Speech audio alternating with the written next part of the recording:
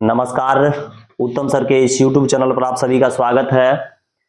हम लोग अभी लगातार कई दिनों से वास्तविक संख्याओं पर आधारित महत्वपूर्ण वस्तुनिष्ठ प्रश्न को देख रहे हैं, जिसमें आप लोगों को कई प्रकार का जो है सो सवाल को बताया गया है। इससे पिछले वीडियो में आप लोग देखे होंगे कि हम विभिन्न प्रकार के जो वास्तविक संख्याओं पर आधारित प्रश्न था, जिसमें शांत अशांत वाला सवाल है, या मान लीजिए आपका परिमेय संख्या P बटा Q के रूप में लिखने वाला सवाल है, और कई ऐसा हम वीडियो बना के आप लोगों को दिए हुए हैं, जिसमें आप देखिएगा तो वास्तविक संख्या पर आधारित आपका लंबे व सवाल को भी बताया गया है, जिसमें 2 नंबर वाला सवाल भी बताया गया है और 5 नंबर वाला भी सवाल बताया गया है। अभी हम 2026 के एग्जाम को लेकर के जो भी विद्यार्थी तैयारी कर रहे हैं उनके लिए बहुत ही महत्वपूर्ण श्रृंखला चला रहे हैं, और उसमें आप ध्यान से देखेंगे तो वास्तविक संख्या पर हम काफी वीडियो बना रहे हैं, क्योंकि इस चैप्टर से काफी ऑब्जेक्टिव्स क्वेश्चन उठाया जाता है ना। तो आज हम लोग उसी चीज पर चर्चा करेंगे, और बहुत ही महत्वपूर्ण सवाल आप लोगों को लेकर के आए हैं। तो इन सवालों को चलिए देखते हैं, और हो सकेगा तो हम देखिए, एक स्टूडेंट कह रहे थे कि सर आप 10-15 क्वेश्चन में ही काफी समय ले लेते हैं, काफी टाइम टेकिंग करते हैं। तो हम उन विद्यार्थियों को बता देते हैं कि देखिए, एक क्वेश्चन के माध्यम से आप लोगों को उस पर कई प्रकार की चीजों को बताया जाता है, जिससे काफी टाइम लगता है। तो आप लोग को चिंता नहीं करना है, आराम से आप लोग देखिए और इनको समझने का प्रयास कीजिए एकदम। और जो भी स्टूडेंट इनको देख करके लाभान्वित होते होंगे, उनको बहुत बहुत धन्यवाद है। और समझिए कि आप ये चीज अगर तैयारी कर लेते हैं तो यहाँ क्लास में तो आपको बताया ही जाता है, और साथ ही साथ आप इसके माध्यम से भी आप इन चीजों को, सवालों को रिवीजन कर लेंगे, जिससे आपका जो है सो तैयारी काफी पीक लेवल का हो जाएगा। तो आज चलिए हम लोग एक महत्वपूर्ण सवाल को आप लोगों को सामने यहाँ पर लिखे हुए हैं कि यदि m एक धनात्मक पूर्णांक है, m क्या है, एक धनात्मक पूर्णांक है, तो धनात्मक विषम पूर्णांक का रूप क्या होगा। कि m एक कैसा है, धनात्मक पूर्णांक है। पूर्णांक का मतलब सबसे पहले हम आप लोगों से पूछना चाहेंगे कि पूर्णांक का मतलब समझते हैं। देखिए, पूर्णांक ऐसी संख्या को कहा जाता है, पूर्णांक उस संख्या को कहते हैं जो जैसे पूरी अंक हो। ये निगेटिव भी हो सकता है, -5, -4, -3, -2, 0, +1, +2, +3, इस तरीका से ये है पूर्णांक। ये पूर्णांक का समूह है। आप लोग अगर ध्यान से देखेंगे तो ये किस चीज का समूह है, बताइए, पूर्णांक का समूह है। लेकिन यहाँ पर सवाल जो हमको चर्चा किया हुआ है कि इसमें हमको केवल पॉजिटिव चाहिए, यानी धनात्मक पूर्णांक ही चाहिए। तो धनात्मक पूर्णांक में हम इन सबों को चर्चा नहीं कर सकते हैं, इन सबों का चर्चा नहीं कर सकते। हम केवल इन्हीं चीज का चर्चा करेंगे, यानी 1, 2, 3। तो आप ध्यान से देखिएगा तो 1, 2, 3 जो होता है, ये एक प्रकार का प्राकृत संख्या भी है, नेचुरल नंबर है। तो अब हमको कह रहा है कि तुम इसमें इस 4 ऑप्शन दिया हुआ है और बताओ कि जो है सो कौन धनात्मक विषम का रूप होगा, है ना। विषम का आपको रूप इसमें से खोजना है कि किस में हम बैठाएंगे तो विषम का रूप होगा। तो ध्यान से देखिए, इस क्वेश्चन का आंसर आपका क्या हो जाएगा, बताइए, सी हो जाएगा। अब कहिएगा सर कैसे, तो अगर हम m के जगह पर इसमें से आप कोई भी संख्या 1, 2, 3 जो है सो प्राकृत संख्या आप इसमें रखिए। m के जगह अगर हम 1 रखते हैं तो 4 एकम 4 और 2 हो जाएगा 6 हो जाएगा। तो वो विषम थोड़ी होगा। विषम का मतलब होता है ऐसी संख्या जो 2 से नहीं विभाजित हो, है ना। तो वो आपका जो है सो ये 6 हो जाएगा, नहीं होगा। ये 4 एकम 4, अगर हम m के जगह 1 बैठाते हैं तो 4 एकम 4 और 4 8 हो जाएगा, जो कि वो भी एक सम संख्या हो जाएगा। और इसमें अगर आप बैठाते हैं 4 को अगर 1 से गुना करते हैं, 4 एकम 4 और 1 5 होगा। तो 5 तो एक विषम संख्या का रूप है, इसलिए इस क्वेश्चन का आंसर कितना हो जाएगा, आपका सी नंबर इसका आंसर हो जाएगा। अब जरा आप लोग इस क्वेश्चन को अगर समझ चुके हैं तो इसमें हम लोग एक चीज और ध्यान से आपको बताना चाहते हैं कि बिहार बोर्ड इसी तरीका का कई सवाल और भी इस पर पूछ रहा है कि आप जैसे यहाँ विषम पूर्णांक पूछा, कभी आपसे पूछ देगा कि सम पूर्णांक क्या है। तो याद रखिएगा, सम पूर्णांक में ऐसे ही आपको मान m की जगह पर 1 हो या 2 हो, कोई भी मान आपको रख के देख लेना है कि कौन सा सम आ रहा है या विषम आ रहा है ना। तो इस तरीका से अगर सम वाला कहेगा तो ये भी रूप हो सकता है सम वाला, और ये भी रूप हो सकता है सम वाला, है ना। तो वो आप ऑप्शन के हिसाब से वहां पर देख लीजिएगा, है ना। इसको समझने में हमको लगता है कि कोई दिक्कत नहीं होगा। पूर्णांक वाला आप लोग ये याद कर लीजिएगा कि ऋणात्मक, शून्य एवं धनात्मक प्राकृत संख्या के परिवार को हम लोग पूर्णांक कहते हैं। तो पूर्णांक में ये सब है, लेकिन इस सवाल में केवल धनात्मक पूर्णांक का, पॉजिटिव इंटीजर का चर्चा है, इसलिए हम लोग केवल यहां से ही लेंगे। इसमें एक, अब 4 का m के जगह 1 बैठाइएगा तो 4 एकम 4 प्लस 2 6 हो जाएगा, 4 एकम 4 4 8 हो जाएगा। तो ये दोनों तो सम हो गया, लेकिन हमको किसको बताना था, विषम को, इसलिए इस क्वेश्चन का आंसर कितना हो जाएगा, 4m + 1 हो जाएगा। समझने में कोई दिक्कत? चलिए हम लोग अगले सवाल की ओर चलते हैं। सवाल प्रश्न संख्या 1 था, और लोग चलते हैं प्रश्न संख्या 2 की ओर। एकदम बिल्कुल अच्छे से इनको सीखते रहना है, और जो भी दिक्कत होगा आप हमें फिर से सूचित करेंगे तो हम इस पर ध्यान करेंगे आगे। चलिए प्रश्न संख्या हमारा 2 है बाबू, कि 2 परिमेय संख्या,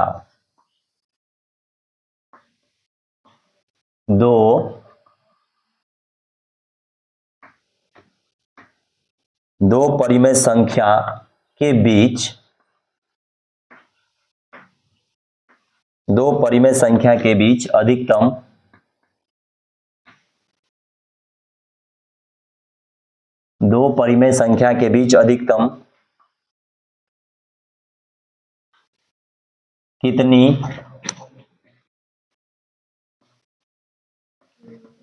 कितनी परिमेय संख्या 2 परिमेय संख्या के बीच अधिकतम कितनी परिमेय संख्या हो सकती है,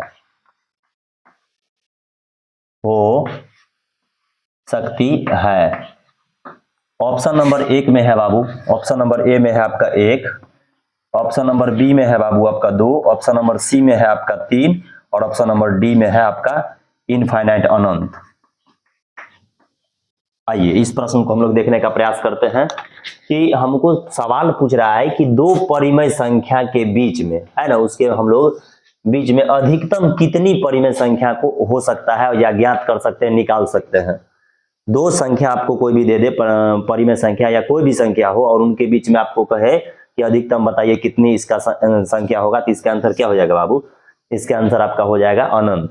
कहिएगा सर ऐसा का है, तो ये याद रखिए, आप लोग जब क्लास 9 में होंगे तो हम आप लोगों को बताते होंगे कि 1 और 2 के बीच में 5 परिमेय संख्या ज्ञात करिए, तब आप उस समय सवाल बनाते हुए देखे होंगे बाबू कि उसमें हम कोई सवाल ऐसा था जिसमें 2 संख्या कह देते थे, कोई इसमें 3 कह देते थे, किसी में 4 कह देते थे, किसी में 5 कह देते थे, यही नहीं कह देते थे वो। और जब आप ध्यान से देखेंगे तो इस तरीका से आप कितना भी संख्या जो है उनके बीच में निकाल सकते हैं। 2 परिमेय संख्या के बीच में कोई भी संख्या हो, आप उनके बीच में अनंत परिमेय संख्या को काउंट कर सकते हैं, है ना, कोई भी दे दो। यहाँ आपको फंसाने के लिए परिमेय ही नहीं अपरिमेय दे देगा, वास्तविक दे देगा या कुछ भी दे देगा, तो आपको इसे ध्यान में रखना है ना, कि इसका आंसर क्या होगा, इनफाइनाइट होगा, अनंत होगा, है ना। एक नहीं याद रखिएगा, 2 नहीं, इसमें क्या याद रखना है आपको, अनंत याद रखना है। समझ गए? 2 परिमेय संख्या के बीच में अधिकतम हम कितनी परिमेय संख्या को निकाल सकते हैं, तो इसमें क्या हो जाएगा आपका अनंत परिमेय संख्या हो जाएगा। चलिए प्रश्न संख्या 3 की ओर हम लोग चलते हैं, और ध्यान से आप लोग इन क्वेश्चन को ई नहीं कि अब हम सर तो लगता है एकदम आसान क्वेश्चन लेके चल आया है, लेकिन नहीं, आप लोग ध्यान से देखिएगा, ये क्वेश्चन प्रीवियस ईयर एग्जाम में आप लोगों के बीएससीबी के द्वारा जो भी एग्जाम कंडक्ट करवाया जाता है उसमें ये पूछा हुआ है। चलिए हम लोग देखते हैं प्रश्न संख्या 3।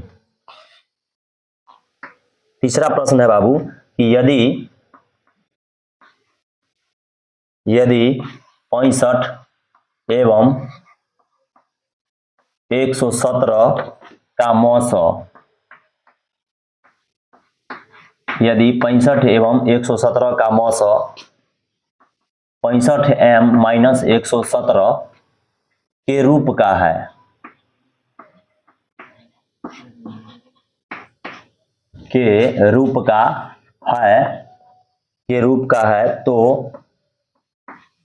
तो m का मान है, तो m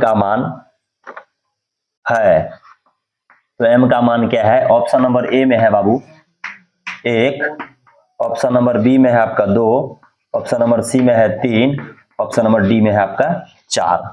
हमको इसमें ध्यान से देखना है कि कौन ऐसा, यदि 65 एवं 117 का मौसा है ना, इस रूप में दिया हुआ है कि मौसा अगर हम इसका निकालेंगे तो वो इस रूप का है, तो m का मान आप लोग को काउंट करना है, यानी हम इन दोनों का मौसा निकालेंगे। यानी 65 का और 117 का आप ऐसे 900 काउंट कर लीजिए फटाक से। तो एक मरतबे देखिए लगेगा, ज्यादा तो लग नहीं सकता, 2 से ज्यादा हो जाएगा तो 65 यहाँ आ जाएगा। 65 7 में से 5 जाएगा 2 हो जाएगा और ये आपका हो गया 5, है ना। और 52 है, यहाँ 65 आ जाएगा, फिर 1 से लगेगा 52 हो जाएगा।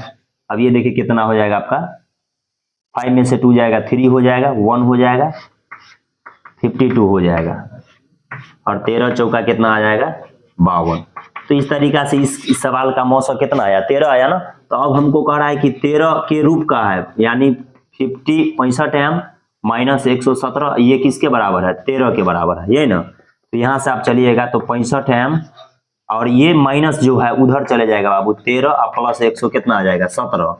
अब यहाँ से आप निकाल सकते हैं 65 एम बराबर 13 और 117 को जोड़िएगा तो आपका आ जाएगा 130 और 65 से 2 मरतबे ये आपका कैंसिल आउट हो जाएगा। इस सवाल का आंसर कितना हो जाएगा बताइए, 2 हो जाएगा, है ना। आप इस तरीका से भी इस क्वेश्चन को डील कर सकते हैं, इस तरीका से इस क्वेश्चन को सॉल्व कर सकते हैं, या इसका हम लोग मौसम निकालेंगे, है ना। लेकिन अगर मान लीजिए कई ऐसा सवाल होगा बाबू जो आपका जो है ये मान लीजिए कि कभी ऑप्शन में संख्या 9 दिया गया हो और केवल यही दिया गया हो, तो हम कैसे निकाल पाएंगे इसका, है ना। तो अब जरा ध्यान से देखिए, इस सवाल का आंसर ऐसे हुआ, इसको हम दूसरा तरीका से भी समझाने का आप लोग को प्रयास कर रहे हैं।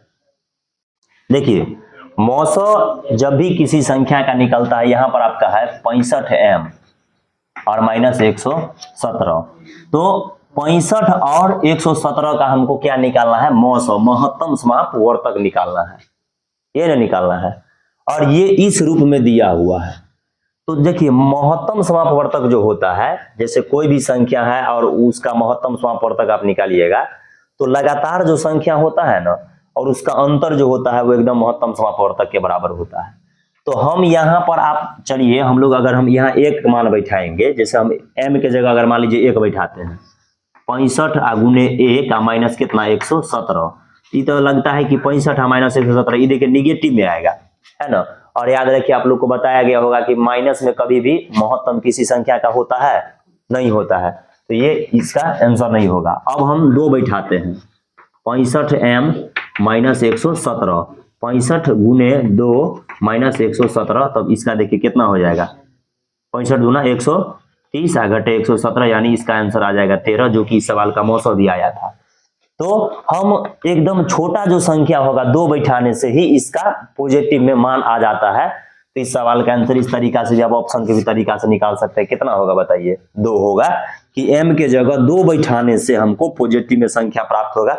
अब कहिएगा सर तीनों चारों तो बैठाने में प्राप्त हो जाएगा, लेकिन नहीं, 3-4 बैठाने से बड़ी संख्या हमको प्राप्त हो जाएगा, है ना। और 3-4 बैठाने से जो संख्या प्राप्त होगा वो हमको फिर कटेगा नहीं, तो दोनों को काटना भी चाहिए। तो इस तरीका से सवाल का आंसर कितना हो जाएगा, 2 हो जाएगा। मौसम लॉसों पर आधारित आपको कई सवाल जो है एग्जाम में रहेगा ही, तो इनको आप लोग इस तरीका से ध्यान कर लीजिएगा। कोई दिक्कत बाबू? चलिए हम लोग चलते हैं सवाल नंबर 4 की ओर। आशा करते हैं कि आप लोगों को ये अच्छा से समझ आता होगा। मन लगा कि पूरा एकदम ध्यान से सीखने का प्रयास कीजिए। चलिए प्रश्न संख्या हम लोग 4 की ओर चलते हैं। एक बहुत ही सुंदर घात घातांक का सवाल आ गया है, 8 के पावर 0 गुने 2 के पावर 0। वैसे लगता है कि क्वेश्चन सब विद्यार्थी को बन जाएगा। ऑप्शन नंबर ए में है बाबू आपका 0, ऑप्शन नंबर बी में है बाबू 1, ऑप्शन नंबर सी में है आपका 16, ऑप्शन नंबर डी में है 4। देखिए इस क्वेश्चन को कैसे बनाइएगा। तो घात घातांक पर भी 1-2 क्वेश्चन आप लोगों को देखा गया है सवाल में। क्वेश्चन बैंक में जो है घात घातांक पर भी आधारित कई सवाल है, तो उनको आप लोग एक बार देख लीजिएगा। देखिए इस क्वेश्चन का आंसर हो जाएगा कितना, 1। अब कहिएगा सर कैसे 1 हो गया, 8 के पावर 0 गुने 2 के पावर 0। देखिए घात घातांक का एक सिद्धांत होता है, एक नियम होता है कि आप कोई भी संख्या को ले लीजिए, घात घातांक का एक संख्या मतलब कोई भी संख्या को ले लीजिए, अगर उसका पावर 0 है तो उस संख्या का वैल्यू कितना होता है 1, और गुने इसका भी वैल्यू कितना होता है 1, और 1 को हम गुना करेंगे तो आंसर कितना प्राप्त होगा, 1 हो जाएगा। घात घातांक का कई सूत्र होता है, जिसमें आप लोग पढ़े होंगे a के पावर m गुने a के पावर n, समान आधार रहने पर गुना में पावर जुट जाता है, ये वाला आप लोग पढ़े होंगे, a के पावर m प्लस n, ये भी याद रखिएगा। यही चीज भाग में अगर दे देगा, समान आधार रहने पर भाग में पावर घट जाता है, a के पावर m माइनस n, है ना। दुनिया में किसी भी संख्या का पावर अगर 0 है तो उसका वैल्यू 1 होता है। खाली याद रखिएगा 0 के पावर 0 आएगा तब ये पॉसिबल नहीं होता है ना। बहुत प्रकार का फॉर्मूला है जो कि आप लोगों को बताया गया है। तो यहाँ इस तरीका से इस क्वेश्चन का आंसर कितना हो जाएगा बताइए, 1 हो जाएगा। समझे, दुनिया में कोई भी संख्या हो अगर उसका पावर 0 दिया हुआ है तो बताइए उसका आंसर कितना होगा, 1 होगा। हो सकता है तो आप लोग ध्यान दीजिएगा बाबू, तो इसमें कभी कभी यहाँ जोड़ भी दे देगा, गुना के जगह भाग भी हो सकता है, तो उनको भी आपको ध्यान में रखना है कि कैसे बनाएंगे। समझ रहे हैं ना। तो इस क्वेश्चन का आंसर कितना हो जाएगा आपका, ऑप्शन नंबर बी हो जाएगा, यानी 1 आंसर हो जाएगा। चलिए हम लोग प्रश्न संख्या 5 की ओर चलते हैं।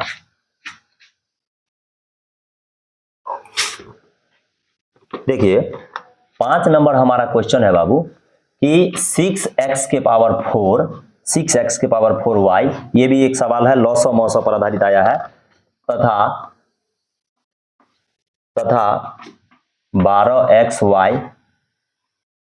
12xy का मौसो है। एकदम बिल्कुल आपको छोटा छोटा सवाल दिखता होगा, लेकिन थोड़ा आपको इनको एक बार देख लीजिएगा तो एग्जाम में बहुत सहूलियत होगा। चलिए इनको हम लोग देखते हैं। इसका ऑप्शन है, पहला ऑप्शन नंबर ए में है बाबू आपका 6x²y, ऑप्शन नंबर बी में है बाबू 6x, ऑप्शन नंबर सी में है 6y, ऑप्शन नंबर डी में है 6xy। कैसे बनाइएगा देखिए तो आप लोग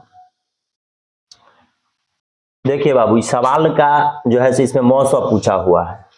तो मौसो का एक बात आप लोग को हम बताते हैं कि मौसो का आखिर परिभाषा क्या होता है, किस सिद्धांत पर यह काम करता है। जैसे मान लीजिए बाबू कि 5 का और आपको है ना 5 का और 20 का मौसो आपसे मान लीजिए पूछ लिया कितना होगा। तो मौसो का मतलब होता है कि ऐसी छोटी संख्या जिससे ये दोनों डिवाइड हो जाए। ऐसी छोटी संख्या, बड़ी संख्या नहीं बल्कि कौन सी संख्या, छोटी संख्या, जिससे ये क्या हो जाए, डिवाइड हो जाए। मतलब इस संख्या को अगर डिवाइड कर दे, ऐसी छोटी संख्या हमको लेना है जो इस दोनों संख्या को डिवाइड कर दे, है ना। तब जैसे 1 भी डिवाइड कर देगा तो मतलब भाज्य के इसका जो फैक्टर होगा उसमें बड़ा वाला हमको लेना है ना। इसमें बड़ा वाला मतलब क्या कि जैसे देखिए ये संख्या 1 से भी डिवाइड हो जाएगा, है ना, और 5 से भी डिवाइड होगा दोनों, तो लेकिन इसमें से 1 नहीं होगा। 1 तो सब संख्या को डिवाइड कर देगा, ऐसे में तो सब संख्या का आंसर 1 नहीं हो जाएगा, बल्कि यहाँ पर ये बड़ा वाला भाजक लेना है जो इसको डिवाइड कर दे। तो देखिए इस संख्या का मौसो 5 है, इसका मतलब ये 5 से इससे भी डिवाइड करेगा, ये इसको भी डिवाइड करेगा, है ना। तो सेम टू सेम हमको इसी कॉन्सेप्ट पर आधार बना करके कि हम कैसे इसको समझेंगे। तो इस संख्या को हम लोग आधार बना करके इसमें चेक करते हैं कि ये संख्या हमको दिया हुआ है और ये दिया हुआ है, इसका हमको क्या पूछ रहा है, मौसो। तो हम इसको ऑप्शन के तरीका से ही बना लेते हैं। ऐसा संख्या देखेंगे जिससे दोनों का दोनों डिवाइड हो जाए, है ना, दोनों का दोनों क्या हो जाए, डिवाइड हो जाए। चलिए हम लोग देखते हैं, पहला ऑप्शन का यूज करते हैं। देखिए 6 से 6 कट जाएगा, 6 से इधर वाला 12 भी कट जाएगा, ठीक है। x² से x के पावर 4 भी कट जाएगा, y से y भी कट जाएगा। लेकिन इसी x² से बताइए क्या x कटेगा, नहीं कटेगा, क्योंकि इसका पावर 2 है, उसका पावर यहाँ पर देखिए कितना है, 1 के है, तो नहीं कटेगा वो। यानी पहला आंसर किसी भी तरीका से सवाल का आंसर नहीं हो सकता है। इस क्वेश्चन का आंसर आपका पहला नहीं होगा। अब आइए दूसरा सवाल पर हम लोग चलते हैं। दूसरा सवाल हम लोग चलते हैं, इससे देखिए 6 से e कट जाएगा, 6 से 12 भी कट जाएगा, x के पावर 4 भी कट जाएगा, x से ये भी कट जाएगा। हाँ, लेकिन अब जरा ध्यान दीजिए, उसमें y वाला कहाँ कट रहा है, y वाला तो नहीं है उसमें। ऐसा संख्या जो देना है जो x से भी y को भी डिवाइड कर दे तब होगा, तो 6y वाला भी नहीं होगा।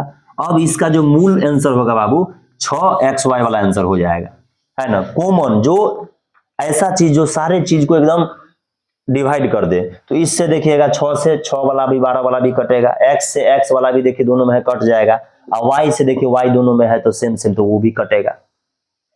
तो इस सवाल का आप लोग आंसर देखिए, इससे भी कटेगा लेकिन x वाला कटेगा, y तो छूट जाएगा, है ना। इससे y वाला कटेगा, x वाला छूट जाएगा, इसीलिए इसका आंसर क्या होगा बताइए आपका 6xy इसका आंसर हो जाएगा। कोई दिक्कत?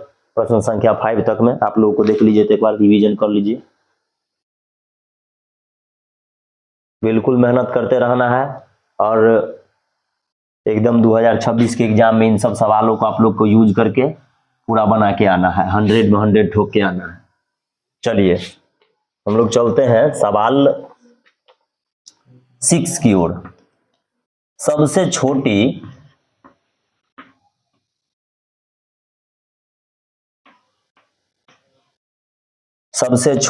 अभाज्य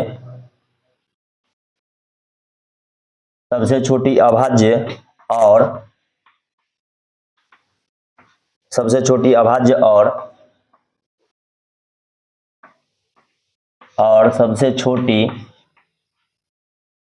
और सबसे छोटी भाज्य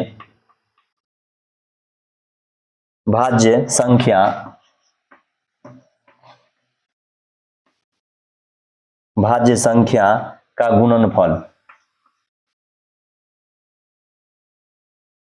भाज्य संख्या का गुणनफल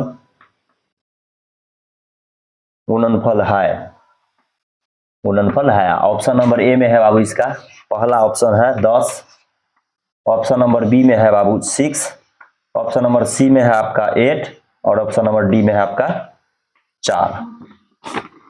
देखिए क्वेश्चन बहुत सुंदर है। इस प्रश्न में आपको कहा जा रहा है कि सबसे छोटी अभाज्य और सबसे छोटी भाज्य का चर्चा करना है, यानी prime number and composite number, है ना। प्राइम नंबर और कंपोजिट नंबर का चर्चा करना है कि भाई अभाज्य क्या होता है और भाज्य क्या होता है। अभाज्य और भाज्य पर हम चर्चा क्लास में काफी करते रहते हैं कि देखिए ऐसी संख्या जो मात्र 2 संख्या से ही कटता है, एक हो गया और एक स्वयं हो गया, तो उसको हम लोग कहते हैं अभाज्य। और भाज्य हम उस संख्या को कहते हैं जो 2 से अधिक चीजों से कट जाता है। तो आप ध्यान से देखिएगा, तो सबसे छोटी जो अभाज्य आपका होता है वो होता है 2, सबसे छोटी अभाज्य। और सबसे छोटी हमारा भाज्य जो होता है बाबू वो होता है आपका 4, और 4 को अगर 2 को हम लोग गुना करते तो कितना आंसर आएगा 8, और ये 8 इस क्वेश्चन का क्या हो जाएगा आंसर हो जाएगा।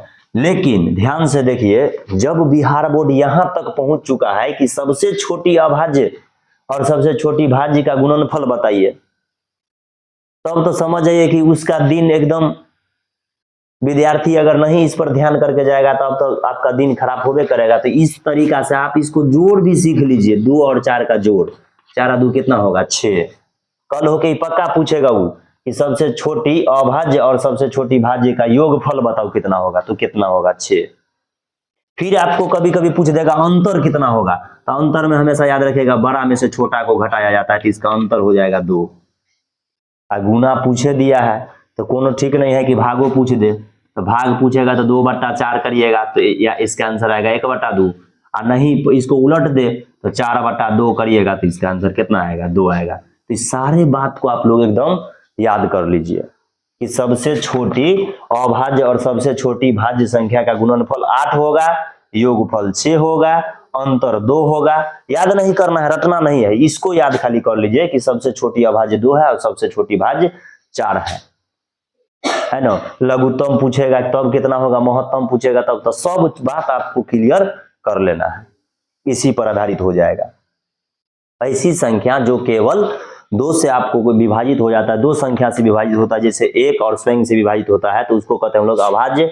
और सबसे छोटी भाज्य उसको कहती है, भाज्य उसको हम लोग कहते हैं बाबू जो 2 से अधिक संख्या से कटता है। जैसे 4 देखिएगा तो 2 से अधिक संख्या से कट रहा है, एक 1 हो गया, एक 2 हो गया और 4 हो गया, तो 2 से अधिक संख्या से कट रहा है कि नहीं। आप 2 देखिए तो 2 एगो चीज से कटता है, एगो 1 से कि एगो 2 से, है ना। तो ये आपको क्लियर कट याद रखिएगा, ये 2 संख्या पर बहुत पूछा जाता है बाबू बहुत। और अभाज्य संख्या को एक और नाम से जाना जाता है रूढ़ संख्या। तो ये नहीं दे दे कि सबसे छोटी रूढ़ संख्या। बिहार बोर्ड भाषा बदलने में भी काफी माहिर है। ब्लीचिंग पाउडर पढ़ के जाइएगा तो कहेगा विरंजक चूर्ण किसको कहते हैं, अब विरंजक चूर्ण पढ़ के जाइएगा तो ब्लीचिंग पाउडर किसको कहते हैं। तो याद कर लीजिएगा इस सबको। भाषा को भी आप लोग ध्यान से देखिएगा, शब्द बदलने में माहिर है, जिसके कारण से आपको टेंशन हो सकता है। तो ये आप लोग पूरा क्लियर स्पष्ट रूप से याद कर लीजिएगा। और जब सबसे छोटी अभाज्य और भाज्य के बारे में पूछ दिया तो इसका मतलब प्राकृत सबसे छोटी क्या होगा, तो 1, पूर्ण सबसे छोटी क्या होगा, तो 0। तो सारे बात को आप लोग एकदम क्लियर कट स्पष्ट कर लीजिए। क्या कोई विद्यार्थी हंस रहा है? चलिए, ये सब क्वेश्चन एकदम आपको सीखना बहुत जरूरी है। चलिए प्रश्न संख्या हम लोग चलते हैं कितना पर, 7 पर। प्रश्न संख्या 7 है हमारा बाबू कि 64 का वर्गमूल,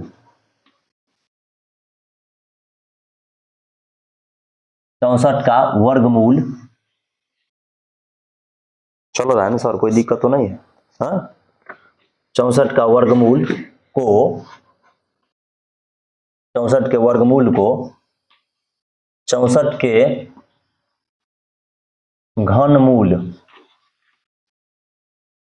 घनमूल से भाग देने पर, भाग देने पर क्या मान होगा, यानी भागफल क्या होगा, भाग देने पर क्या होगा, क्या होगा? तो ऑप्शन ए में दिया हुआ इसका आंसर बाबू 64, ऑप्शन नंबर बी में दिया हुआ है बाबू हमारा 2, ऑप्शन नंबर सी में दिया हुआ है 1/2, ऑप्शन नंबर डी में दिया हुआ है 64 के पावर 2/3 दिया हुआ है। इस सवाल को चलिए हम लोग देखते हैं कैसे बनेगा। 64 का वर्गमूल, देखिए वास्तविक संख्या में, वास्तविक संख्या के लेसन में आपको वर्गमूल और घनमूल भी दिया गया है। इसका मतलब है कि वर्गमूल घनमूल भी आपको ध्यान में रखना होगा और याद करना होगा।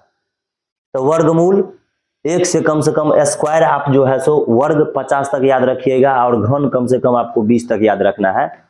1 का स्क्वायर 1, 2 का स्क्वायर 4, 3 का स्क्वायर 9, 4 का 16, 5 का 25, इस तरीका से, और उसी का रूट कि कितना आएगा, यानी 64 का हमको वर्गमूल, तो 64 का वर्गमूल यानी 64 किस संख्या का स्क्वायर है, तो आप कहिएगा कि 64 जो है सो 8 का स्क्वायर है सर, 8 का स्क्वायर है 64। और फिर 64 का घनमूल, घनमूल का मतलब कौन ऐसा 3 गो संख्या को, सामान्य संख्या को गुना करेंगे तो 64 पूरेगा, है ना? तो जानते हैं इसका आंसर होगा 4, 4 का क्यूब करिएगा, यानी 8 का स्क्वायर करिएगा तब 64, और 4 का क्यूब हम करेंगे तब हमको कितना पूरेगा, 64 दोनों पूरेगा। 64 एक बड़ा गजब का संख्या है बाबू, ये वर्ग भी है किसी न किसी का, ये किसी न किसी का घन भी है, तो ये आपको ध्यान में रखना है। तब हम लोग इसका क्या करेंगे, इसका कह रहा है क्या निकालने के लिए, वर्ग मूल, और इसका कह रहा है घनमूल निकालने के लिए, तो इसका हो जाएगा 8, और ये हो जाएगा आपका 4, ये ना होगा, हो है ना, 8 ये यहाँ से चले आएगा, ये इधर से 4 चले आएगा, क्योंकि ये स्क्वायर था इसीलिए इसमें से एक बाहर करेगा, क्यूब घनमूल है तो 4 निकालेंगे, और काटने पर देखिए कितना आ जाएगा आपका 2। इस क्वेश्चन का आंसर कितना हो जाएगा बताइए, 2। ये सब फर्जी आंसर है, कोई दिक्कत नहीं इसमें, है ना? समझ रहे हैं कि नहीं?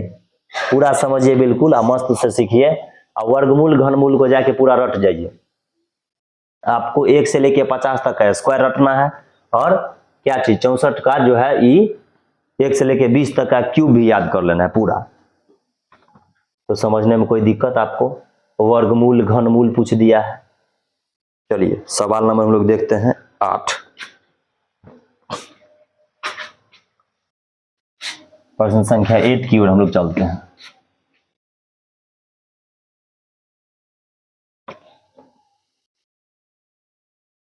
आठ में हमारा कि दो धनात्मक, दो धन पूर्णांक, दो धन पूर्णांक ए और बी के लिए, दो धन पूर्णांक ए और बी के लिए, दो धन पूर्णांक ए और बी के लिए मौसा ए कोमा बी गुने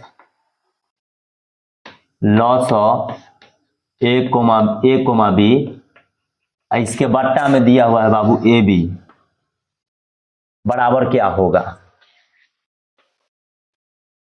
बराबर क्या होगा या क्या है इसके बराबर। तो ऑप्शन ए में है बाबू आपका 1, ऑप्शन नंबर बी में है 2, ऑप्शन नंबर सी में है 0 और डी में है आपका a+b। देखिए बहुत आसान क्वेश्चन है और विद्यार्थी इस क्वेश्चन को देख के डर जाएगा कि भाई कितना बड़ा सवाल आ गया, जबकि हम आप लोग को एक क्वेश्चन बताए होंगे बाबू, एक वास्तविक संख्या वाला ही चैप्टर जब आप लोग को पढ़ाते होंगे तो उसमें बताए होंगे कि एक सवाल है बाबू कि पहली संख्या सूत्र है पहली संख्या गुने दूसरी संख्या बराबर होता है लॉ उसी संख्या का लॉ गुने क्या चाहिए मौसौ, है ना। ये एक फॉर्मूला है पहली संख्या गुने दूसरी संख्या बराबर लॉ गुने मौसौ। और ध्यान से देखिए कि यहां पर वही बात ऊपर में दिया हुआ है।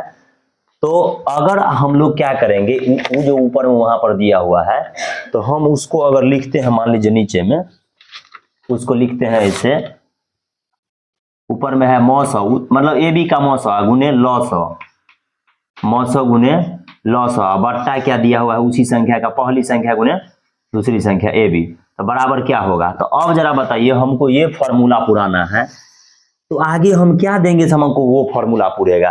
क्या हम 1 देंगे तो पूरेगा, देखते हैं 1 देंगे तो मौसौ गुने लॉ कोना कोनी गुना होगा। देखिए यहाँ आ जाएगा हमारा मौसौ गुने लॉ कोना कोनी बाबू इसके बट्टा हमने पूछा तो 1 कोना कोनी इसको गुना करिएगा तो इधर आ जाएगा a गुने b। देखिए हमको यही चीज तो प्राप्त करना था, देखिए यही ना फॉर्मूला है। तो इस सवाल का आंसर क्या हो जाएगा 1 इसका आंसर हो जाएगा। अब 2 नहीं होगा क्योंकि अगर 2 देंगे तो यहाँ 2ab हो जाएगा, 0 देंगे तो पूरा खत्म ही हो जाएगा, क्लियर है। a जोड़ b भी नहीं होगा।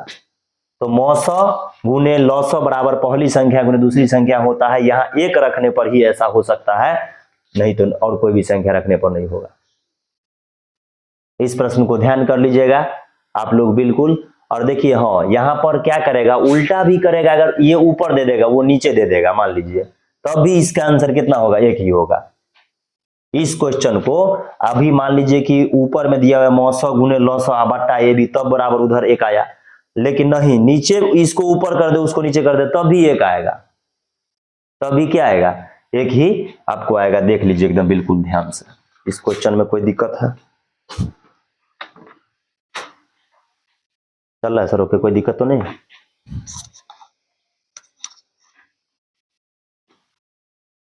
पूरा बढ़िया से सीखिए बाबू आप लोग, एकदम मेहनत करके सब क्वेश्चन अगर रट जाइएगा ना तो वहां एक को तो दिखते नहीं होगा। और एक ही लेसन नहीं, हम सारे लेसन को चाहते हैं कि इस तरीका से आप लोगों को पूरा बता दे कि कभी दिक्कत न हो। जो विद्यार्थी बैच में आते हैं वो भी या नहीं आते हैं वो भी एकदम पूरा आप इससे जो है सो समझ जाइएगा, कोई दिक्कत नहीं होगा। चलिए अगला क्वेश्चन है बाबू, एक क्वेश्चन नंबर 9 हम लोग देखते हैं। और ऐसा नहीं समझिएगा कि क्वेश्चन सब जो है सो उत्तम सर के द्वारा बनाया हुआ है, ये क्वेश्चन सब बिहार बोर्ड का है, प्रीवियस ईयर में पूछा हुआ है, उनको आप लोग देख लीजिए, समझने का प्रयास कर लीजिएगा कैसे बनता है। एक क्वेश्चन नंबर 9 है बाबू कि यदि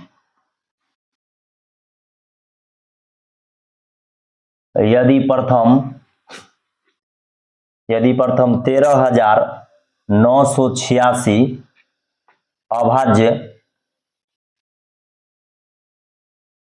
13,986 अभाज्य संख्या का योग, अभाज्य संख्या का योग n है, तो n हमेशा भाज्य होगा। मतलब n जो है सो किससे भाज्य होगा, किससे भाग लग जाएगा, भाज्य है। ऑप्शन नंबर ए में है बाबू सब, ऑप्शन नंबर ए में है 6, ऑप्शन नंबर बी में है आपका 4, ऑप्शन नंबर सी में है आपका 8, ऑप्शन नंबर डी में है 9, यानी इनमें से कोई नहीं। देखिए इस क्वेश्चन में बच्चा सब बहुत ज्यादा इफेक्ट हुआ था, ये 2018 का क्वेश्चन है, 18 में पूछा हुआ है। 18 वाला पता नहीं लगता है कि बिहार बोर्ड को कथी हो गया था। लगता है कि हमारा 2018 में दारू मिलता था ना बिहार में, तो लगता है कि दारू पिए के सवाल बनाया था।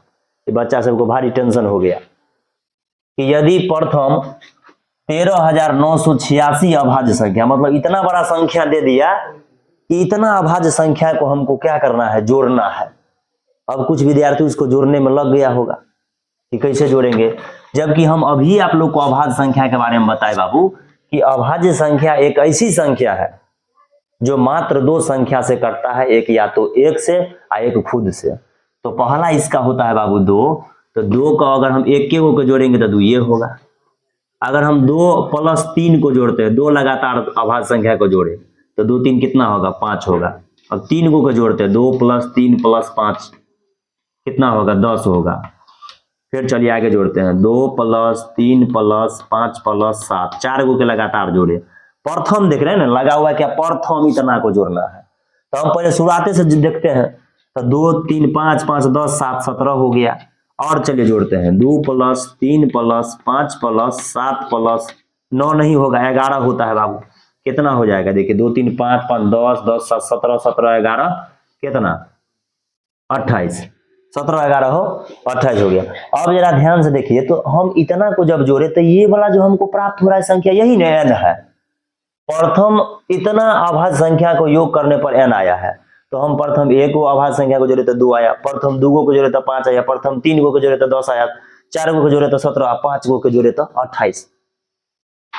अब जरा आप बताइए ध्यान से देख करके कि सब संख्या कथी से कट रहा है, हमेशा वो क्या चीज से कटेगा। तो देखिए ये एक वो चीज से बाबू कटेगा, ये 1 से सब कट सकता है, लेकिन इस सवाल में तो कहीं 1 नहीं है। क्या 6 से कटेगा, ये देखिए तो हमेशा 6 से कट रहा है। कोई संख्या ऐसे मिलबे नहीं करेगा जो 6 से कटेगा। चारों वाला नहीं मिल रहा है, एगो 4 से 28 खाली मिलेगा, नहीं वैसे नहीं। 8 से तो कोनो लगता है कटवे नहीं करेगा। इस सवाल का आंसर क्या हो जाएगा बताइए, नोट हो जाएगा। ये सब फर्जी आंसर है, समझ रहे हैं। इसको पूरा क्लियर याद कर लेना है। ये क्वेश्चन जो है ध्यान में आपको रखना है कि सवाल का आंसर नन ऑफ दीज, यानी इनमें से कोई नहीं होगा। ये सब देख लीजिए, उदाहरण अभाज्य संख्या का आपको पूरा याद कर लेना है। अभाज्य संख्या की जगह कभी रूढ़ संख्या दे देगा तो भी ध्यान रखना है। अभी भी समझ रहे हैं क्या? एगो विद्यार्थी हमारा एग्जाम देके चला आया, वो भी अभी समझ रही है, फिर से ही समझ रही है। चलिए हम लोग देखते हैं, आज का लास्ट क्वेश्चन होगा। अब 10 क्वेश्चन हम रोज आप लोगों को दे देते हैं, जिससे विद्यार्थी को कोई दिक्कत न हो। 10 क्वेश्चन एक और देखते हैं। क्वेश्चन नंबर 10, सबसे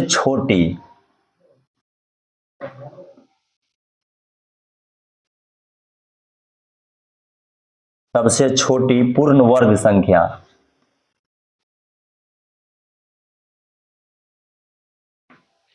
सबसे छोटी पूर्ण वर्ग संख्या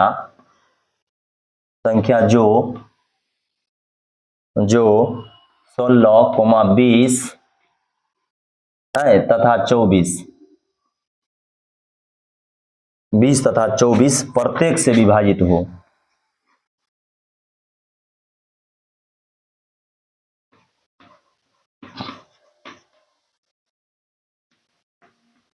प्रत्येक से विभाजित हो